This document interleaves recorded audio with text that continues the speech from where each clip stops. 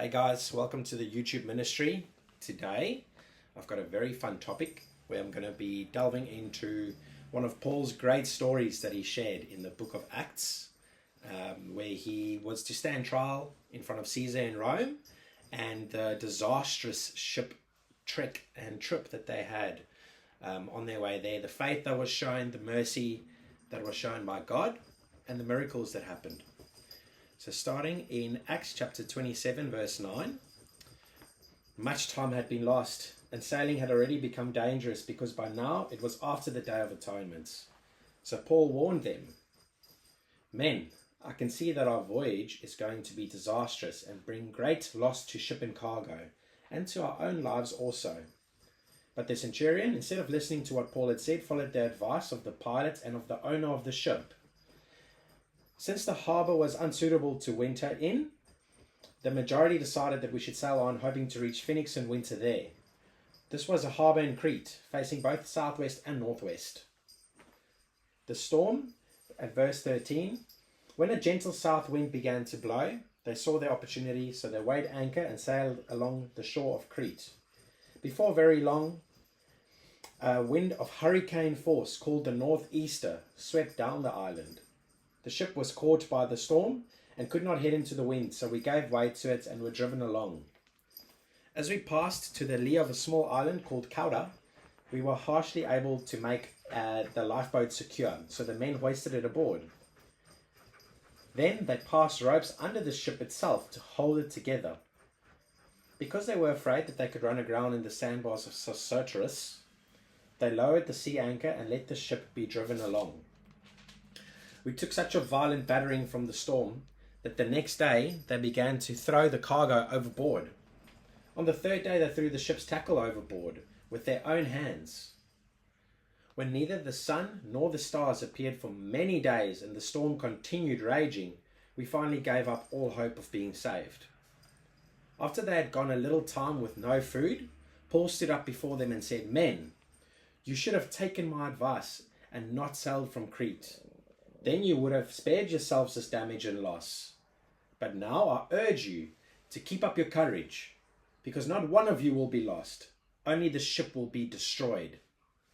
Last night, an angel of the God to whom I belong and to whom I serve stood beside me and said, 'Do not be afraid, Paul. You must stand trial before Caesar. And God has graciously given you the lives of all who sail with you. So keep up your courage, men, for I have faith in God that it will happen just as he told me. Nevertheless, we must run aground on some island.' On the 14th night, they were still being driven across the Adriatic Sea. When about midnight, the sailors sensed they were approaching land. They took soundings and found that the water was 120 feet deep. A shorter time later, they took soundings again and found that it was 90 feet deep. Fearing that they might be dashed against the rocks, they dropped 4 anchors around from the stern and prayed for daylight. In an attempt to escape from the ship, the sailors left the light boat into the sea, pretending that they were going to lower some anchors from the bow. Then Paul said to the centurion and soldiers, "Unless these men stay with the ship, you cannot be saved." So the soldiers cut the ropes that held the lifeboat and let it drift away. Just before dawn, Paul urged them all to eat. For, quote unquote, "For the last 14 days," he said, "you have been in constant suspense and have gone without food. You haven't eaten anything. Now I urge you, take some food. You need it to survive. Not one of you will lose a single hair from your head." And after this, he took some bread and gave thanks to God in front of all of them. Then he broke it and they began to eat. They were all encouraged and ate some food themselves. Altogether, there were 276 of us on board. When they had eaten as much as they wanted, they lightened the ship by throwing the grain into the sea. When daylight came, they did not recognize the land, but they saw a bay with a sandy beach, where they decided to run the ship aground if they could. Cutting loose the anchors, they left them in the sea and at the same time untied the ropes that held the rudders. They then hoisted the foresail to the wind and made for the beach. But the ship struck a sandbar and ran aground. The bow struck fast and would not move, and the stern was broken to pieces by the pounding of the surf.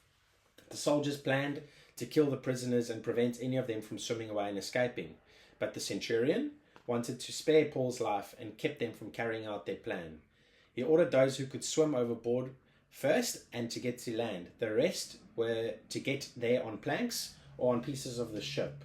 In this way, everyone reached land safely.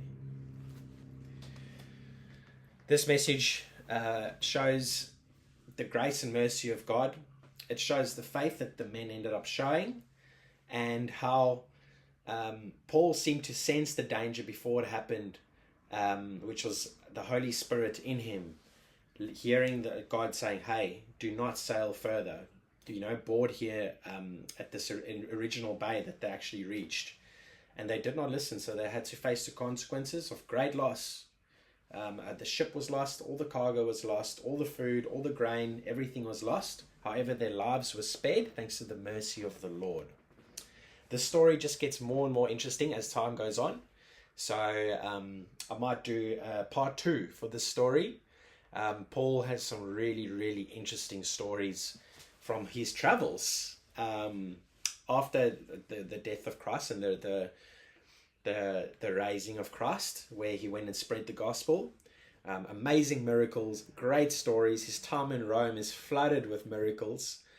Just to give you guys a taste, the Romans actually at some point believed that he was the reincarnation of Zeus because of the power of the Holy Spirit in him and his teachings and miracles that happened there. So thanks for today. Thanks for joining, guys. And I look forward to the next video with you.